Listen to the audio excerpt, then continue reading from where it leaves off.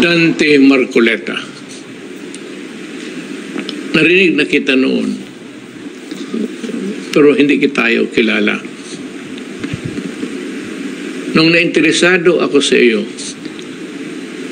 yung nagtatanong-tanong na ako kung sino ka, your lawyering and everything, at yung performance mo sa Congress.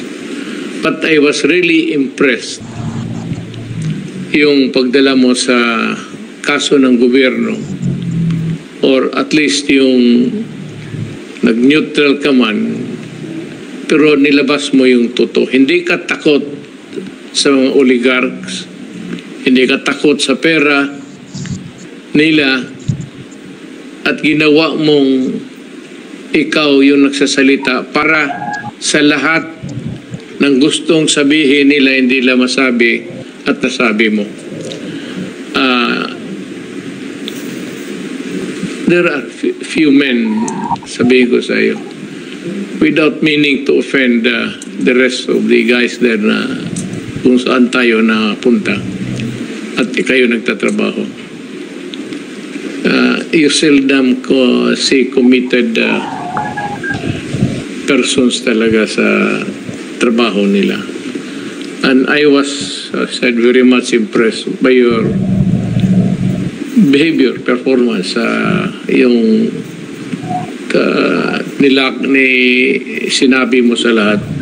Pinalabas mo ang lahat kung ano ang mali ng gobyerno dito sa ABS-CBN na sa matagal na panahon, I said, government, and even ako, na walang, ako, pinaputo ko lang yung mga mali nila, but nobody carried the name of the Republic of the Philippines parang doon sa Kongreso. Ikaw yun.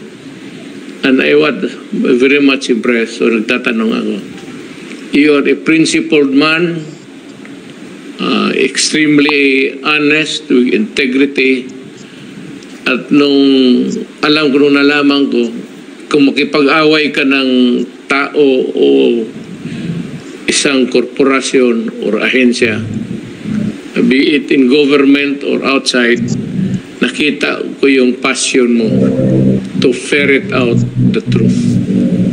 So kaya ako yung mismong personal nagsabi sa iyo kung sana maging senador ka, tumakbo ka. So yan ang gusto ko, manalo ka, use the passion that you have in your heart to work for the Filipino people, lalo na ako paalis na. At ako'y believe na believe sa iyo, sa totoo lang, because I like honest persons, men of integrity. Ngayon ho,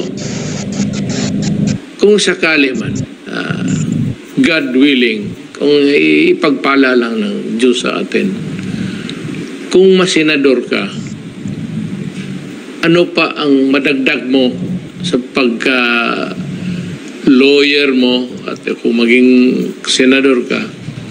What would be the meaningful legislation that you have in mind na magawin mo kung nandiyan ka na sa Senado?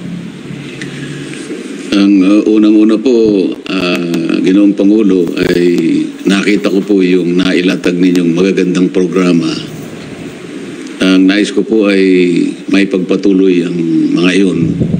Unang-una na po yung ating infrastructure program na inyong naisulong. Nakita ko naman po talaga na sa panahon nyo lamang umabot yung 5.1% na ratio ng infrastructure spending sa ating GDP. GDP. Hindi po nangyari yun sa mahabang panahon. Matagal na po ako sa Kongreso, Mr. President, ngunit naglalaro lamang po sa 2% ng ating GDP ang nailalatag na infrastructure program. Napaka-importante po nun sapagkat kapag nailatag yung infrastructure backbone po ng ating bansa, alam naman po natin ma-attract ang investments. Hindi lamang dito sa bansa natin, lalong-lalo na po sa ibang mga bansa na pupunta sa ating bayan para dito magbukas ng maraming negosyo. At yun ang magiging simula kung paano natin mapapalago ang ating ekonomiya. Sa Makatwid, napakarami po rin yung nagawa at ang isa pa po yung pundasyon ng ating pangkapayapaan, ating peace and order. Importante po rin yan sapagkat hinahanap din po, Mr. President, ng mga mamumuhunan yung stability ng isang bansa. Kapag magulo po yung bansa, hindi po ako maniniwala na talagang uunlad dito sa inaasahan nating pagunlad.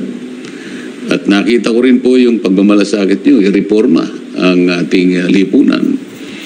Yung pagsasakit po ninyo na talagang labanan natin ang droga at ilagay sa matatag na pundasyon ng ating bansa.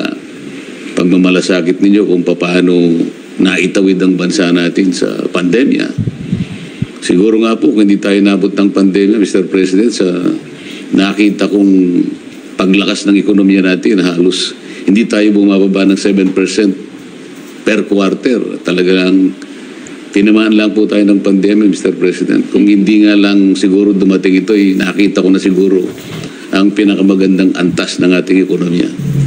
Gusto ko pong ipagpatuloy yun, Mr. President, at meron pa po akong nakita na kasi matagal na panahon po yung kuryente, yung pong presyo ng kuryente ay talagang mataas po.